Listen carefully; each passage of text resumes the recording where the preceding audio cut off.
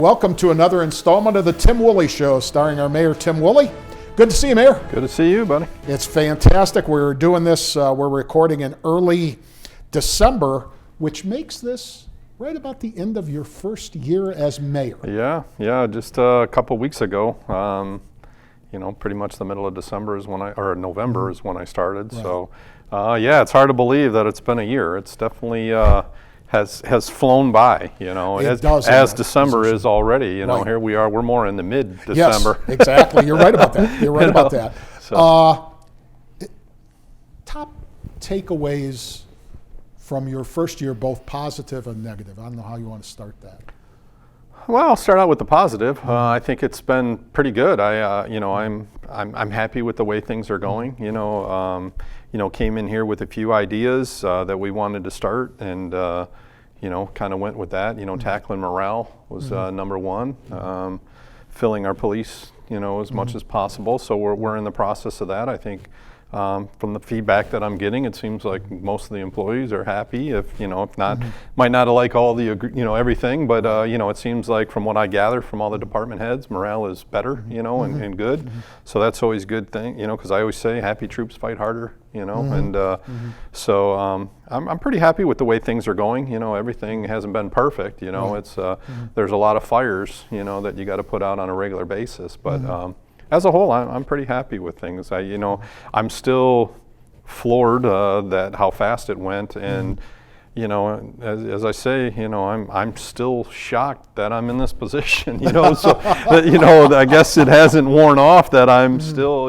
I have to remind myself sometimes, that my goodness, dude, you're the mayor of Taylor, which I'm very honored and humbled to still, for people to put me in this position. And as you know, I take it very seriously, and I want to succeed. Anything that jumps out at you that you look and go, I'd really like to get that solved, or I'm disappointed we haven't done that Yes. yet. Well, the IT situation, having that server crash. Here we are. That happened about 3 months in, maybe 4 months in, almost right after Ryan walked in the door. We're still, trying to dig out of that hole, and that slowed us down in that area. But that has affected, many things throughout the city as far as being able to, people can't work from home. Some people want to get on their computers and stuff like that. The VDI is still down.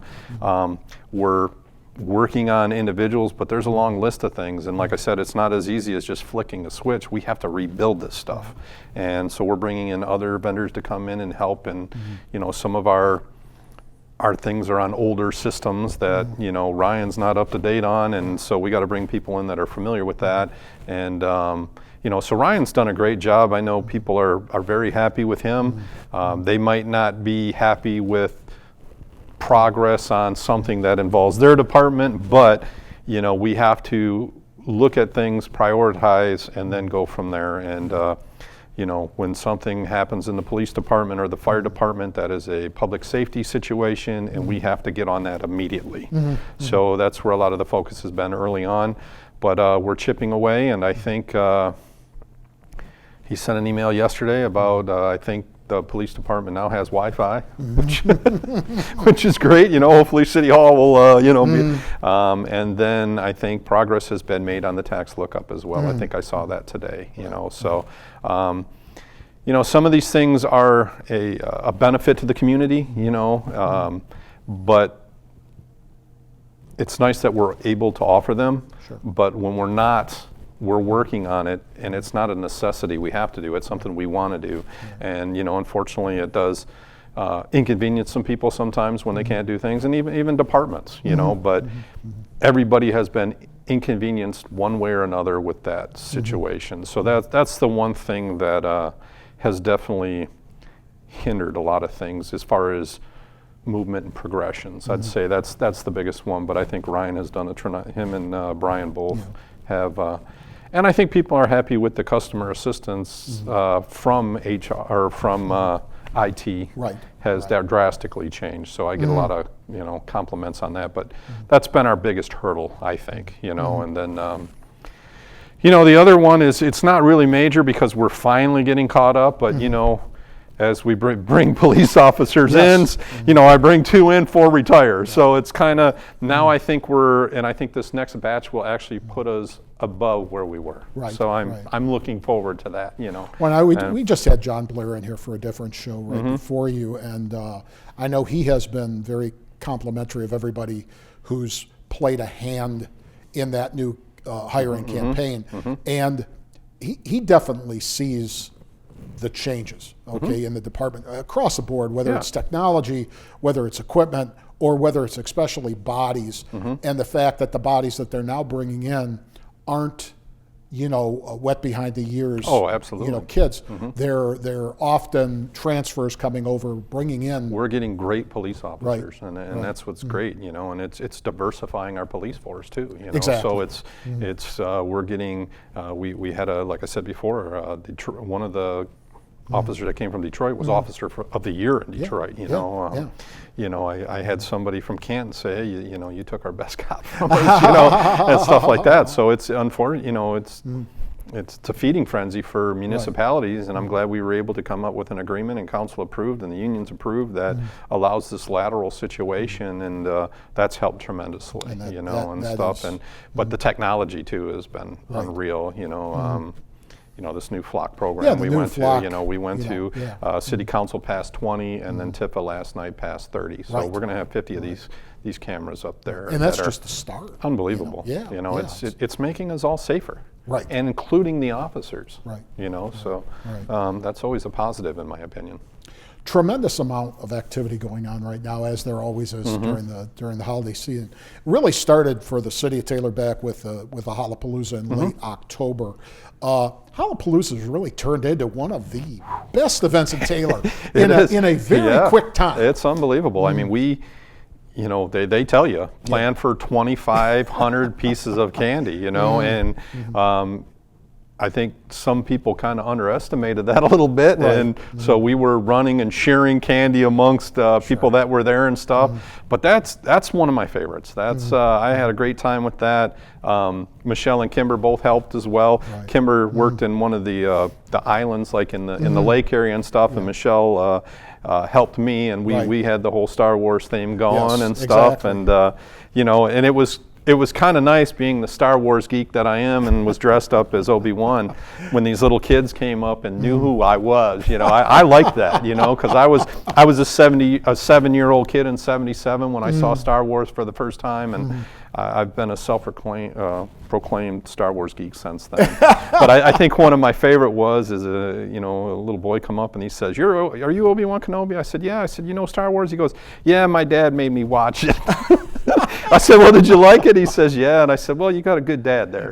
He's making you watch good stuff, So I enjoy that, and that's such a great turnout, man. There's so many people, and the weather was beautiful this year, which last year was rainy and windy, and it was horrible. And it doesn't seem like anything shuts it down, but when you have a good fall day, it just jacks it up. It was. I remember just I was on the opposite side over by the library, and I kept looking over like in the parking lot, and it's like, man, they're still lining up. It was like it's a long day, but it's a great day. Everybody has a lot of fun, and I really enjoy that one. Well, speaking of a long day, we did Winterfest. Yes. The Winterfest Day celebration on December the 3rd. Extremely busy day for you because you had to perform a wedding, in the middle of the day. My first one. It was kind of, it was kind of crazy. So just a little backstory is, I officiated my first official wedding. I did remarry a couple in my office one day that, were divorced and got back together, and I actually married them on their anniversary or their previous anniversary. So it was kind of nice, and then Tiara, who is the city council secretary, reached out and said, "Hey, me and Jim are getting married. Jim Swain, works down in our vehicle maintenance, and we would like it if you married us." And I'm like, okay, and so at the time they asked, normally we would have the Winterfest on Thanksgiving weekend, which we decided to push it back. Well, Tiara didn't know that, and they scheduled their wedding for that day. And then once I started seeing times, and it was like, oh, how am I going to do this? Right. So it worked out good. So I went to the 5K in the morning. Right. Hand out medals. I didn't participate. It was really cold and windy. Huge shout out to Melanie and Jamie. Sure. They kind of ran that, and they were there bright and early. And then they also assisted with the parade later on the day and the lighting of the trees. Right. So they put in a 15-hour day in very cold weather, and I commend them and all the volunteers. I saw many city, I saw Brittany McGuck and Kathy Green, Nikki, and all them. And so great team event. The 5K was very successful. The kids won in the morning, was the first one. And I was teasing Jamie because theirs, normally it's a little smaller, but theirs was a mile. And I'm like, you're making these young ones run a mile, But there was some that really came in with great times and young. The one kid that won, he moved pretty good. He was 14, but I think the second place was like a 9 or a 10-year-old. And it turned out to be the grandkid of one of my former teachers at Hoover, And so that was a great event. And then the adults started after that, and there was some really good times. Yeah. We've got some photos that we're going to be playing with this. So the winners. Once we got to there, I ran over to the dog pound because they are the animal control center, and they were doing like an adoption thing. So I just stopped there for a few, ran home, sat down for an hour, got dressed. Went to the wedding. Which was at the lakes. Yeah, it was at Lakes of Taylor, luckily. So we had to, luckily I had Lieutenant Adamation, who was just here. They had a vehicle to where as soon as I got done marrying Jim and Tierra, me and my wife went downstairs, got in the truck so I could get through the closed roads and stuff. And depending on what time I got out of there would depend on whether I could go in the parade or whether I just went to the pavilion. You made the parade. I made the parade, luckily. So we got there, and me and my wife rode on the trolley, which was nice. We learned that next time we get a trolley, the windows are see-through. They're not going to be. They were darkened windows, so it was one of those learning experiences. Like, well, nobody can see in, and nobody can see us, and we're waving to people, But to a certain extent, it looked nice in the parade. Exactly. I thought, exactly. So, but you were kind of owed that because I know I was there for the start of the 5K, and it was cold in the morning. It was cold. We couldn't even set up to start finish because the wind was blowing. Thank God the wind lied down. Yeah. And that was one of my concerns because Johnny and his crew was there. Parks and Rec did outstanding job as usual. I said, hey, make sure you check all the lights and stuff because I was worried the wind was going to disconnect something or whatever. Got back there, made the parade, got back to Winterfest. Huge crowd. Yes. I've never seen it that full, and that was a great time. I really enjoy that. I normally don't wear a suit to that, but because I ran from a wedding, Well, you and Amy were dressed to the nines, that's for sure. It was kind of funny, but I did have to go out and that's what I did. I ran and got some air muffs because I knew my ears would be freezing in between the 5K. And then, it's always nice to welcome Santa Claus to the city of Taylor, I have to admit, going through this, and doing this job, you're almost an observer most of the time. And, I thought the parade, the tree lighting, the fireworks, I thought this was the finest show that we've put on. I thought it was I was thought awesome. Sarah Sherrard's Sugar Ham Band was perfect. Everybody, that was the biggest question. People kept asking me who was the band. Right. And at that time, I wasn't sure when I got there and stuff, so people were asking me. I'm like, I don't really know. And it was kind of funny. My wife pointed it out to me, and I realized it kind of as I was doing it. Well, they brought me up on stage to introduce Santa. Right. And as I introduced Santa, they break into Santa Claus is coming to town. Unfortunately, not thinking, I had a microphone in my hand, and I start joining in the song, and then I hear my voice over, and I'm like, oh my God, I'm singing with the band. Stop it. So I put the thing down, but it was a great time, and it was so nice to see so many people there enjoying themselves. I thought the fireworks were awesome, and I didn't stay super long. I would have liked to but I had to shoot back over to the wedding. Well, and the fireworks were a little bit closer to the pavilion this time around, a little bit more impact. I thought the way the layout was within the pavilion, with the vendors, with a larger stage, with a true band on it, they did some just nice things. Everything seemed to just everything went really, really well, and the amount of people there, earlier in the day, it was really cold and windy. Thank God that wind lied down, and just tons of people, because I mean that whole pavilion was full. And then when you looked outside on both sides of the pavilion, there was a lot of people out there. So I was really happy with how everything went. Everything went off without a hitch. That's always a good thing. And the band was great, and Santa and Mrs. Claus looked great as usual, and just I enjoy that too. So it's kind of nice. I bring up the most important guy, and it's nice to introduce Santa Claus to the city of Taylor. It's nice because we're filming this right before the first weekend of the Winterfest Stroll that is going to go for this weekend and then a couple days through next Sunday, week. And What are you excited about that? Yeah, I enjoy that. Me and my wife do that every year. We usually take in Santa's Magic Forest as well. They are separate things, so just so everybody knows, but they're both great, and they're both pretty affordable. When we took over the winter stroll, the first thing I said, we got to knock these prices down, because that was the number one complaint when we first started doing it. And now we're doing it on our own. When we had another company do it, so through that we're adding more to it, kind of like what they do, the Wayne County down over there on Ann Arbor Trail. But it was really nice, and it looks great. Again, our Parks and Rec knock it out of the park. They start putting that all up in roughly October, end of September, I believe.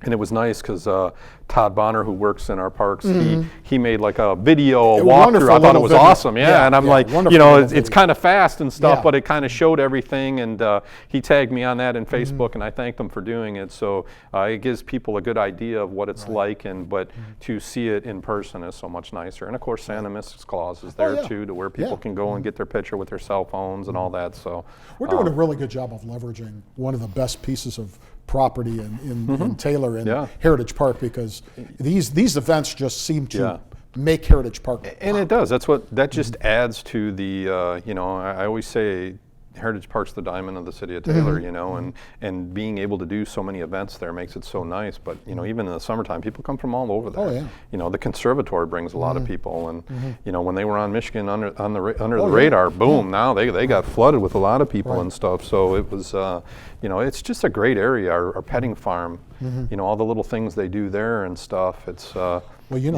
Mayor, it was amazing. The first year that we did the Heritage Park Cleanup Day, when we had like 275 people show up, what was amazing to me to that was not just the outpouring of support, but when you went around, it was like, well, we're from Allen Park. We're from, we're people from Bedford from all over or whatever. Use that park on a regular basis. They just love the park. It's nice, and I've had people, oh yeah, I've been to Heritage Park. When you mention Taylor and people that are not from here, that's usually one of the first things they bring up. Absolutely. And it's nice. It's one of the things. It's one of our gems, and we try to keep it as looking best as possible. And we're always looking for improvement over there, but we don't want to put too much stuff there, and stuff. So it's nice. There's something always going on over there. Now, on one of our earlier shows, you rolled out road work and some residential streets that you hoped were going to get started in the fall. Can you expound upon what's going on? So I just reached out. We're going to run that list again. I reached out to Al's, Ed at Al's the other day, and unfortunately, Carl, this is one of the we could maybe add to the list of things that have been tough. And it's been a juggling act with availability of product. So, there was a situation where they were doing the block replacement in neighborhoods, and some of those sat, when they busted out the concrete for 2 weeks or so, because there was a cement shortage, the powder or something. So same thing kind of happened with blacktop. That pushed projects back longer, and so I was told probably, depending on weather, early April they will be starting on those projects. So and that falls in the budget year, but I would have liked to have had some done prior to, so maybe we could squeeze in a little more if there's money left. Sure, exactly. The city really seems to be making strides when it comes to improved equipment and improved technology. Despite our IT issues. And I was thinking in terms of DPW and police, but I know there are others, but you got to be kind of proud of that. I know DPW's bought some really important equipment. The police seem to be making a lot of strides. I know fire has followed that. What's your take on all that? It's been great, especially the police has the high-tech stuff. Very much so. That makes us safer here in the city of Taylor, it makes our officers safer. Right. And to me, that's a win-win, Right. you know. And, you know, just this new flock thing, you know, it's able to do work for us, you know. And, but, you know, DPW is getting, as I've stated from the get-go, I want to start doing more stuff in-house. Because we've seen this year especially, if we're dependent on people, Right. you never know what's going to happen. So like this year we ran into, we started going at the trees kind of hard. Well, we had people doing our stump removal, and that, you know, caused, you know, conflicts, or so to speak. So we're looking at purchasing a stump grinder. They're not cheap, No. you know, but just the remote control lawnmower that we use for the embankments, now it's getting done more. Yeah. You know, the newer street sweepers. I think that's probably one of the biggest compliments I've gotten since I've been in office. Is Constantly people on the are constantly saying, you know, thank you. I can't remember when I seen a street sweeper, let alone maybe once a year. Right. Now they're seeing it almost on a bi-weekly basis. Agreed. You know, and you know, but we're looking at how the weather is and all that other stuff. We're not overkill, but. Right.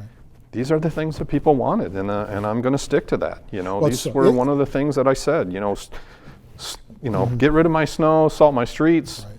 You know, sweep my leaves or the streets and stuff like that.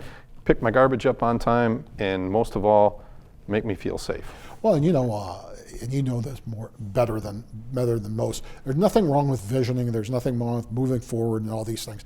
But when it comes, people want basics. When you're down at the grassroots level here in local, you're looking for just what you talked about. Yeah. You're looking for that street sweeper. Carl, as a resident, garbage. that's what I want. Exactly. You know, I And mean, you're just, all the rest yeah, is yeah. is great. You know, it's icing on the cake. You know, Right. we got nicer parks with newer equipment and all that stuff. But you know, Ralph has done a tremendous job of going down there, assessing what we need, making sure we got the people to do it, train them properly, and you know, just continue to look at things that we can do to make things better for the residents. And A really good pick. yeah, there. what's that? Ralph, a really good pick. Yeah, I'm very proud of that Yeah, one. yeah, You know, yeah, he's to a be good honest with you, man. Carl, knock Yeah. on wood, I'm pretty proud of all my picks so far. Yeah, You know, yeah. I think I use this, but my batting Well, average is pretty the good nice on thing that. about Ralph, and I didn't know a lot about Ralph before, okay, but it takes you about 15 minutes to truly understand that he understands the department.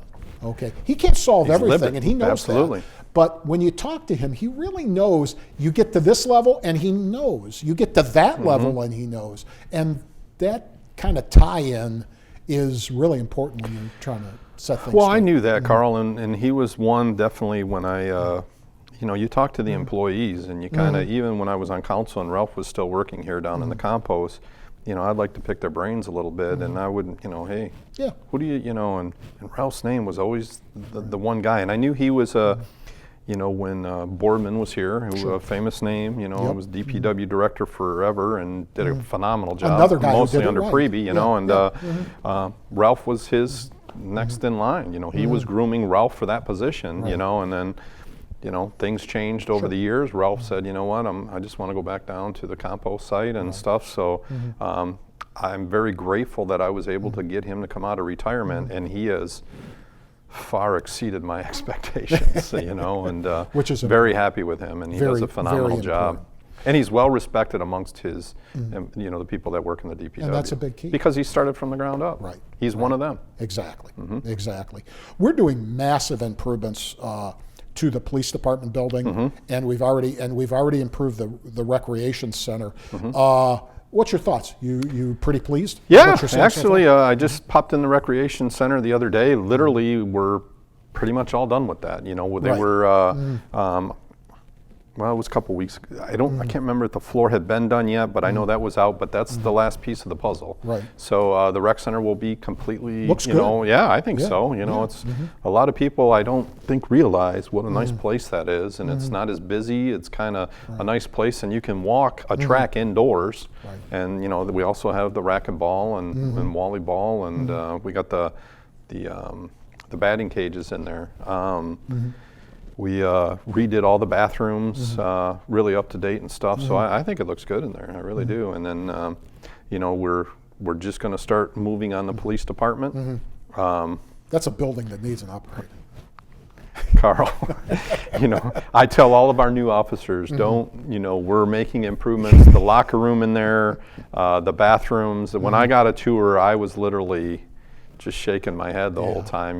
That's your surroundings affect morale. Sure. And when you walk into, and I look in the shower and there's a vice grip says, the handle and everything and the tie, that building needs work. Right. And, it's both locker rooms and stuff like that. So we're going to start using some, our building money and stuff, and probably some ARPA money over there. But that's just another thing that, in my opinion, will make officers want to come here. Right. It's important. That's very important. Yeah. And we're kind of in the embryo stages. We had the shelter personnel over here with the architect, okay, today because they needed an extra conference room. And that sounds like a project that's, number one, going to make people excited, and number two is should have been done a while ago. Well, that building's in horrible shape. And one of the things that we had to look at is we collect money for our compost site and for the animal. There's there's an act for that we collect from, and me and Dan sat down and with Ralph and Lanny, and we just said, hey, this building, and Ralph came to us and talked with different scenarios.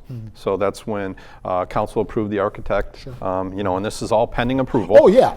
So I don't want to say this is a done deal. Exactly. But council did approve the architect work. So what it looks like, it's going to be pretty much a two-phase contract or plan. Yeah. And the other thing is we had to remember is we have an indoor shooting range below the actual, so it's going to be built off the side of the existing, animal control center, and then that's going to be all brand new. Once they do that, we were able to move the dogs and cats over and do everything, and then go in and totally revamp the existing.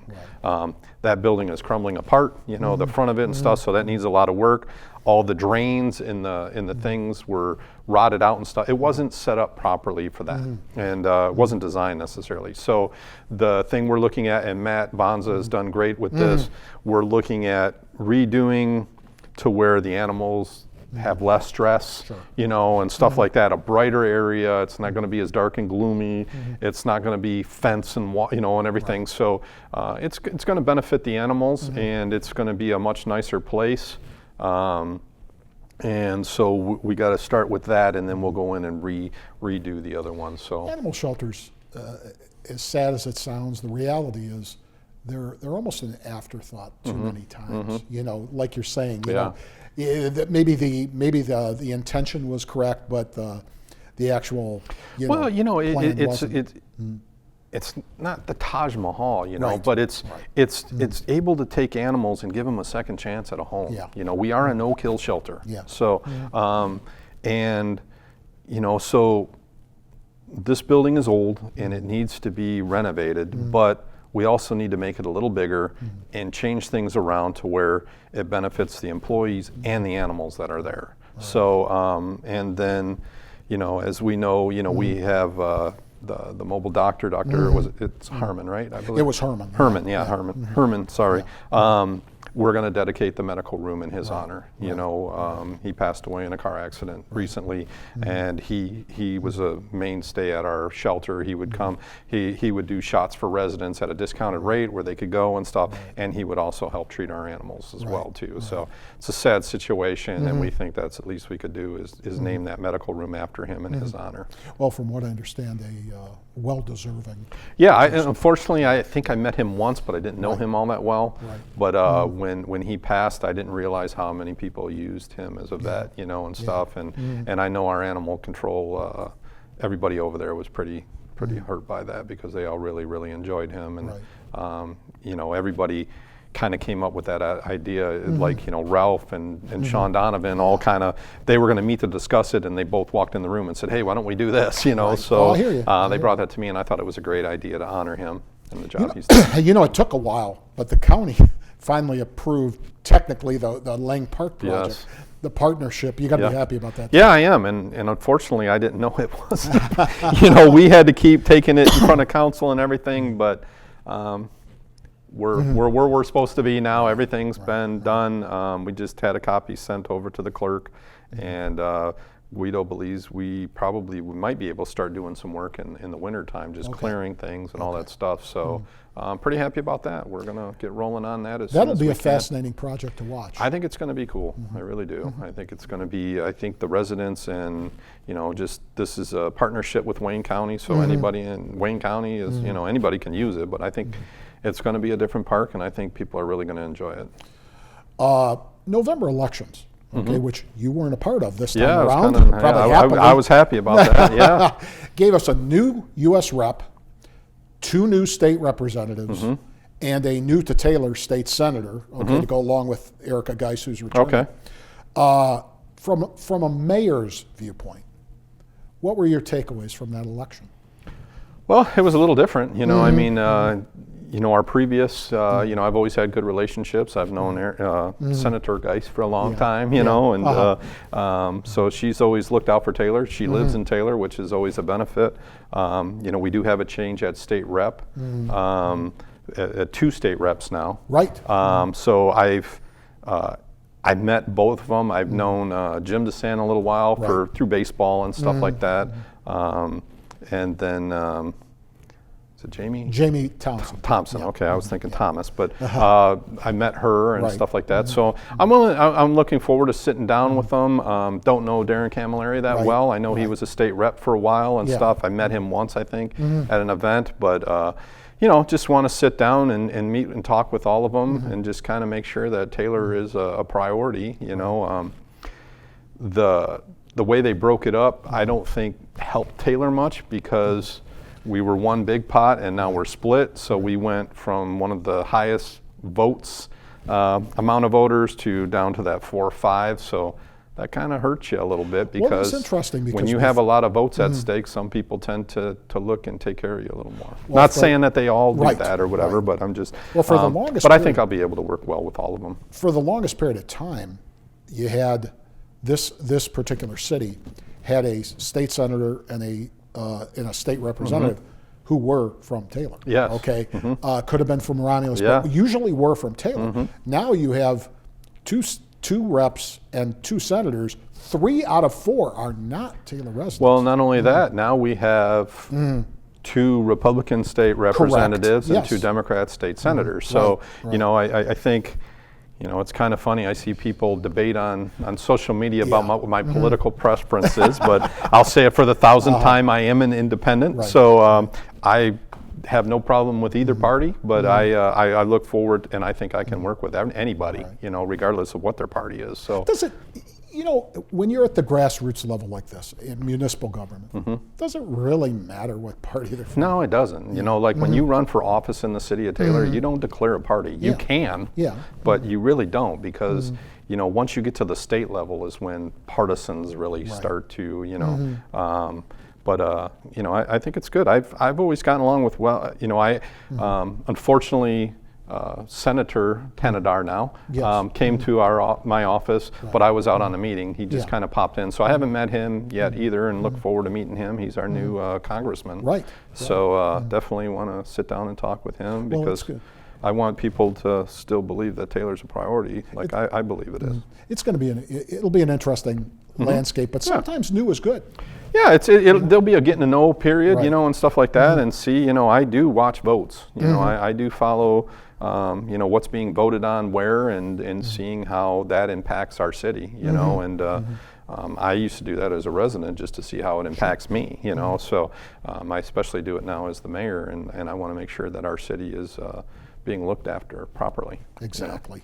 I know you wanted to we usually do a shout out at the end here, near the end, and you wanted to do a special shout out to a special employee. Yeah, I just, Carl, I was sitting there and when we talked about it, my first year in office, I knew when I decided to do this that I needed to talk to one person, and literally went to this person and said, I'm thinking about doing this, but if I do it, I really want you to come along with me, and make, be my chief of staff, my right-hand person. And luckily he agreed, and that's Dan Bazura. He's my chief of staff, and I couldn't ask for a better teammate. We both have a same work ethic. He's probably worse than me. I mean, I seems like he's never leaves, and but we communicate great with each other. I believe we're teammates, and we kind of each have our own niche that we kind of focus on and stuff. And every day we sit down and we talk, if not every day, every other day, and stuff. It depends on where we're at in the day, what meetings we got and stuff. But usually we have that 6 o'clock, 6:30 sit down when everybody's out of City Hall and discuss what's going on day to day and stuff. So Dan Bazura has definitely been, a huge part of my administration, and I can't thank him enough because Taylor is very lucky to have him as well as I am, in my opinion. Got to ask you this. Dan comes in, usually when chief of staffs come in, they come in with kind of a vast amount of chief of staff type service. Dan came in with literally none of that. A two-term council person, and heaven knows background in Taylor. But do you see any holes in the game, or is it better this way? Or Dan was kind of a project manager. He started out in banking, and then he went out into a business where he managed the accounts of projects and stuff, mostly with the automobile industry and stuff. But Dan's a perfectionist, and Dan looks at everything. And the thing I always liked about Dan, because I didn't know Dan prior to us getting elected, and over time, having debates and arguments, and we began to trust each other and became friends and all that stuff. So he is methodical. He wants to sit and analyze everything. And what I love about Dan is I like to think I'm pretty good at looking outside, think of every obstacle and all that stuff. He even adds more to that, and that's a great thing and stuff. But I haven't seen any, Dan, some people, I don't think Dan likes me. And it's like, Dan's kind of a quiet guy, but he's a perfectionist, but he's a very honest guy, and he's reasonable. He's the kind of guy that when we were on council, if you're voting no, tell me why you're voting no. I'm not going to debate. I just want to know why, because maybe you know something that I'm not thinking about and stuff. Danny was great at that, and that's one of the things I loved, that Danny wasn't afraid to, just say, hey, let's talk about it, and that's what we do. We communicate. But Danny is, we're usually running past each other in the hallway and stuff, and but he does a phenomenal job. He does more of employee kind of day to day, where I'm out off-site meetings, doing duas and all this other stuff, and so. But we sit down at the end of the day. I go over what I'm focusing on, and he goes over what he's focusing on, and there's a lot of stuff to focus on. So we try to do the best, and a lot of times, hey, is there anything you need me to do? Or he does the same to me and stuff. So we work really well as a team, and that's the one thing I've tried to really. You know me. I'm a team guy. Guys, teamwork, and I feel like that's happening. It's I really do. It's like I said, maybe not everybody likes the way I'm doing things and stuff, and I get that. But I think and that includes employees. But I think employees see that we're really, we're being honest with them. We want to be real and upfront, no false expectations, but we also want to listen. To me, when I was in the military, you listen to the ground troops, you listen to the ones out there fighting the war, and that's what we try to do. We want to listen, and it doesn't always mean we're going to agree or do what you want us to do, but we're at least listening. And so many times you're only as good as the people who you're surrounded by. Yeah, and I'm really happy with the changes we made, and some of it takes a little bit of a learning curve, which I understand, and but I'm really happy with Rick Hopper just came in as HR, and I really like the way he's jumping in and grabbing the bull by the horn, so to speak. Well, you look at guys like like Rick Hopper, like Danny Bazzura, they're pros. I mean, Yeah. at the end of the day, they're pros. Danny, can't get much more Taylor than Danny. Well, and Danny's got the financial side, Yes. Which is something that Big help. he absolutely. Yeah. I mean, literally, when I got on council, I was a truck driver. I was a teamster, I hear you. and I hear stuff. you. So it's like, hey, Dan, kind of show me how these budgets work and stuff. So literally, Dan, I leaned on him heavily during budget, and he put things simple, in simple terms for me, and stuff. So I still remember that, and I greatly appreciate it. And now, being in this position, going through my first budget last year. I've been into the depths of a budget that I never, so it was, but it worked well. Me, him, and Jason probably spent a ton of time together. I think we got on each other's nerves, but we hashed it out, and we brought a balanced budget, and so. Well, that's the important thing. If you trust the people in the room, if you trust the people around you, and if you're getting, their honest advice back, that's all you can ask for. And I think that's one thing that my administration. Carl, you know me, I don't micromanage. I believe in supervising, doing their job, and if I have to micromanage, then that's a problem. But I believe everybody's doing a great job, and I might have to say, hey, focus on this, or let's look into this or something, more of a suggestion or something, if something, but as a whole, I'm really happy with the direction things are going. Which is what I wanted to do. That's been my, I said from the get-go, I just want to keep us moving in what I consider a good direction, and I think we're doing that. That's all people can ask. So what do the Woolleys do for the holidays? The Woolleys kind of chill, I mean, we do some running around on Christmas Day. This year, normally what a typical Woolley Christmas Day is, get up in the morning, open gifts, go over to my dad's house where the Woolleys have breakfast, biscuits and gravy and eggs and everything, swap gifts and stuff like that. And then we go back to my house. My wife basically cooks dinner for her side of the family, even though my dad usually comes over, and of course my kids are there and stuff like that.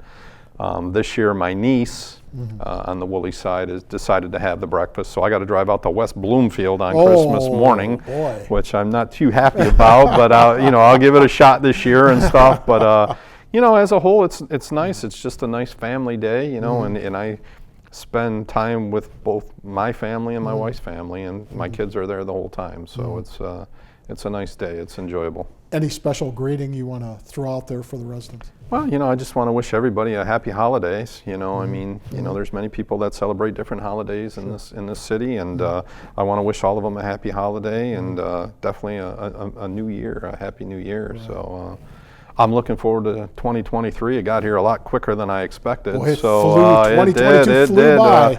This year definitely flew by. Still, I'm kind of in shock, but I just hope everybody has a safe and happy holiday. Well, I'll play off of that. Mayor, it's always a pleasure to have you here. Happy holidays. We hope people who are watching today have enjoyed this show. Enjoy your holiday season here in Taylor. For our Christmas elves behind the scenes, Sammy and Joey, I'm Carl Zymak.